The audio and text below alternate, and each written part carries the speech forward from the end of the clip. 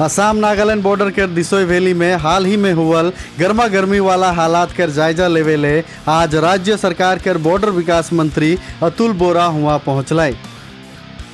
कांग्रेस सांसद गौरव गोगोई कर हुआ जाय के तुरंत बाद मुख्यमंत्री डॉक्टर हिमंत बिस्वा शर्मा कर खास हुकुम पाई के मंत्री ई बॉर्डर वाला इलाका कर दौरा कर लाई। बताए देवन कि आसाम कर जमीन के नागा गड़बड़ करे वाला मन डराए धमकाई के सरकारी विकास कर काम काज के बंद करवाए दे रहा है, जेकर करीब एक हफ्ता बाद आखिर में सरकारी टीम बॉर्डर में गोड़ रखलक। मंत्री अतुल बोरा कर ई जरूरी दौरा में मरियानी कर लोकल विधायक रूपज्योति कुर्मी, जोरहाट जिला कर उपयुक्त डीसी और एसपी भी साथे साथे हुआ रहन।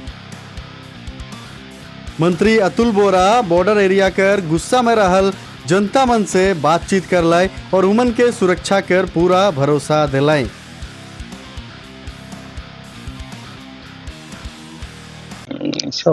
माननीय मुख्यमंत्री इन्स्ट्रक्शन मते आज मैं इलाले आइसो। आमार स्थानीय विधायक रूपज्योति कुर्मी डांगरियाও আছে और आमार जिला प्रशासनर आयुक्त एसएसपी तेखেতসকলো আহিছে, प्रशासनीय বিষয়াসকল, স্থানীয় ৰাইজও আছে। নাগালেণ্ড প্ৰশাসনকো জনাইছিল আজি আমাৰ এই ভিজিটৰ কথা, গতিকে নাগালেণ্ড প্ৰশাসনৰ ফালৰ পৰাও ইয়াত লোক আছে, তেওঁলোকৰ এছডিও চিভিল আছে, পুলিচো প্ৰত্যক্ষ কৰিছো। চাওক, নগাৰ লগত সম্পৰ্ক দীৰ্ঘদিনীয়া। তো এটা সময়ত আমি একেলগে আছিলোঁ, পিছত আপোনালোকে জানে যে কংগ্ৰেছ চৰকাৰ থাকোঁতেই ৰাজ্যখন বহুটা ভাগত বিভক্ত হ'ল। নাগালেণ্ড হ'ল, অৰুণাচল হ'ল, মেঘালয় হ'ল, আৰু আমি বৰ্তমান সময়ত সীমাত বসবাস কৰা লোকখিনিয়ে চাফাৰ কৰি থকা আমি দেখিছোঁ, প্ৰত্যক্ষ কৰিছোঁ বা চাফাৰ কৰি আছোঁ। আৰু সেইকাৰণে আমাৰ মুখ্যমন্ত্ৰী ডক্টৰ হিমন্ত বিশ্ব শৰ্মা ডাঙৰীয়াই মেঘালয়ত শ্বিলঙত যিখন মুখ্যমন্ত্ৰীৰ সন্মিলন হৈছিল তাতে কৈছিল যে আমি আলাপ আলোচনাৰ মাজেৰে আমাৰ দীৰ্ঘদিনীয়া এই সমস্যাটো সমাধান কৰিব লাগে। তো সেইমতে চুবুৰীয়া ৰাজ্য অৰুণাচল আৰু মেঘালয়ৰ লগত আমি আলাপ আলোচনা কৰি এই সমস্যাটো সমাধানৰ দিশত দ্ৰুতগতিত অগ্ৰসৰ হৈছোঁ। তাত ৰিজনেল কমিটি ফৰ্ম কৰা হৈছে, জইণ্ট ভিজিট দিয়া হৈছে, ৰিপৰ্ট দিয়া হৈছে, তাৰ পৰা মুখ্যমন্ত্ৰী পৰ্যায়ত আলোচনা হৈছে, মন্ত্ৰী পৰ্যায়ত আলোচনা হৈছে, কিন্তু এনেধৰণে আমি আগবাঢ়িব পৰা নাই নাগালেণ্ডৰ লগত। কাৰণ আপোনালোকে জানে যে এই বিষয়টোক লৈ এই বিষয়টো কোৰ্টত আদালতৰ মজিয়াত আছে। তথাপি সময়ে সময়ে আলোচনা হৈছে। আপুনি কোৱাৰ দৰে আমাৰ চৰকাৰ 2016 চনত গঠন হোৱাৰ পাছত ইয়াত সৃষ্টি হোৱা এটা সমস্যাৰ বাবেই এক আলোচনা হৈছিল চৰকাৰী পৰ্যায়ত, এইটো প্ৰশাসনীয় পৰ্যায়তো হৈছিল আৰু পলিটিকেল লেভেলতো হৈছিল। সেই সময়ত মই মিজোৰামত থকা অৱস্থাতে হৈছিল আলোচনাটো, ৰিপ্ৰেজেণ্ট কৰিছিল অসম চৰকাৰক আমাৰ সন্মানীয় সতীৰ্থ মন্ত্ৰী ডক্টৰ ৰণোজ পেগু ডাঙৰীয়াই। এতিয়া ইয়াত আমাৰ স্থানীয় বিধায়কগৰাকীও আছে, স্থানীয় ৰাইজো আছে। তেখেতসকলে কৈছে যে যেনেধৰণে এগ্ৰিমেণ্টটো আছিল, এগ্ৰিমেণ্ট হৈছিল, সেই এগ্ৰিমেণ্টটো তেখেতসকলে কৈছে ভংগ হৈছে। আকৌ এতিয়া নাগালেণ্ডৰ প্ৰশাসনৰ যিগৰাকী এছডিও আছে তেখেতে কৈছে এইটো নহয়, এইটো। গোটেই বিষয়টো মই ভাবোঁ যে পুনৰ আলোচনাৰ প্ৰয়োজন আছে, প্ৰশাসনীয় লেভেলতেই হওক বা পলিটিকেল লেভেলতেই হওক।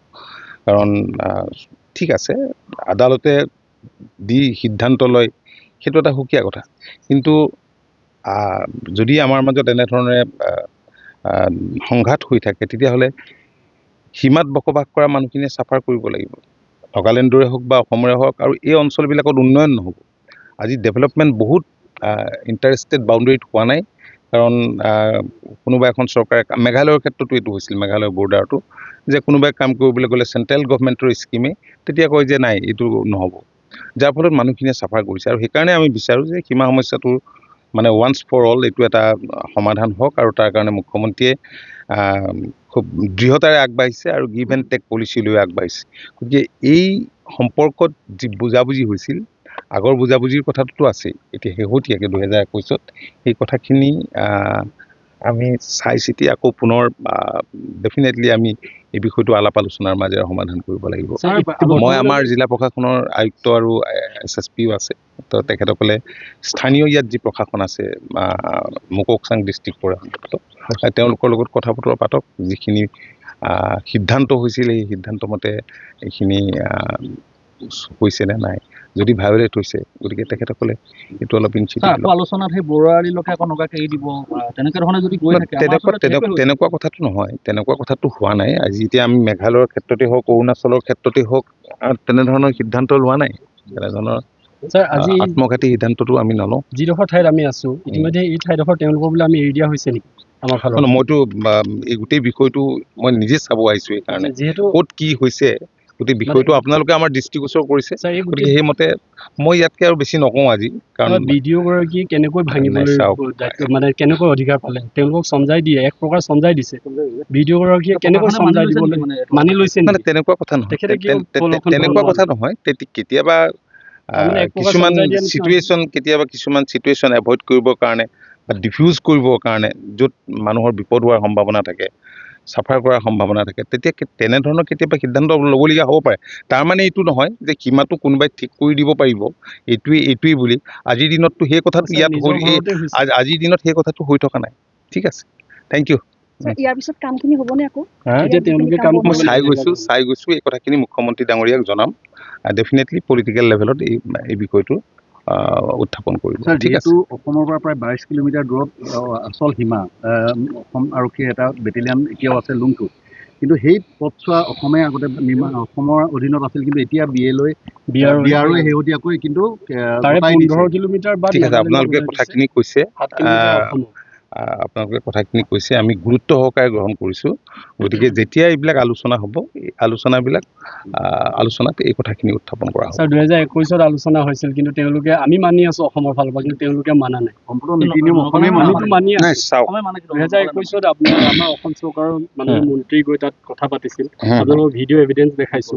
তাৰ পাছতো আমি সেইকাৰণে আহিছো বিষয়টো জানি ল'ব লাগিব, জানি লৈ আমি হেৰি কৰিম। কিন্তু গভৰ্ণমেণ্ট এতিয়া কামটো স্থগিত কৰি ৰখা হ'বনে আলোচনা হোৱালৈকে? মই গোটেই কথাখিনি চাই গৈছোঁ। মই আমাৰ জিলা প্ৰশাসনৰ লগতো কথা বতৰা পাতোঁ, আমাৰ স্থানীয় বিধায়কগৰাকীও আছে, তেওঁ সকলো সময়তে ৰাইজৰ সুখে দুখে ৰাইজৰ লগত আছে, বেয়া দিনতো আছে ভাল দিনতো আছে। গতিকে তেওঁৰ পৰা সবিশেষ আমি জানি ল'ম, আৰু বাকী জিলা আয়ুক্ত SSP আছে তেখেতসকলৰ লগতো আমি কথা বতৰা পাতিম। যি ধৰণে কৰিলে আমাৰ জনসাধাৰণৰ আমাৰ ৰাজ্যখনৰ স্বাৰ্থ সুৰক্ষিত হয়, সেই দিশটোৰ প্ৰতি লক্ষ্য ৰাখিয়ে ভৱিষ্যতৰ দিনত সিদ্ধান্ত লোৱা হ'ব।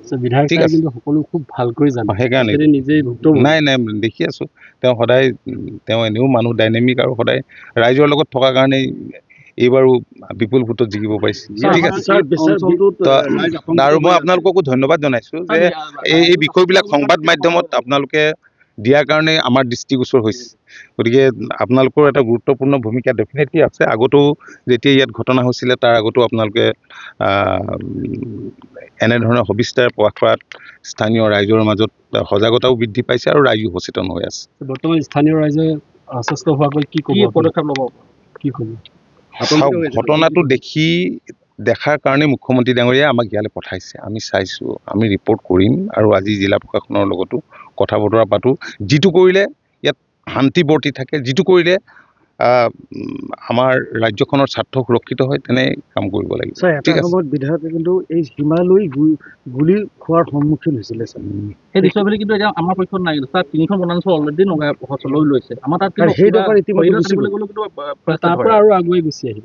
এতিয়া কথা হৈছিল যে যি হ'ল ৰোল, কিন্তু আজিৰ ডেটত তাৰ পৰা আগুৱাই আহি তেওঁলোকে আৰু ঘৰ বনাই আছে। তেওঁলোকেতো একোৱে নাই মনা ছাৰ আমাৰ কথা। নাই, চাব লাগিব এইবিলাক ঠিকমতে, নহয় জানো? আলোচনাৰ পূৰ্বে আৰু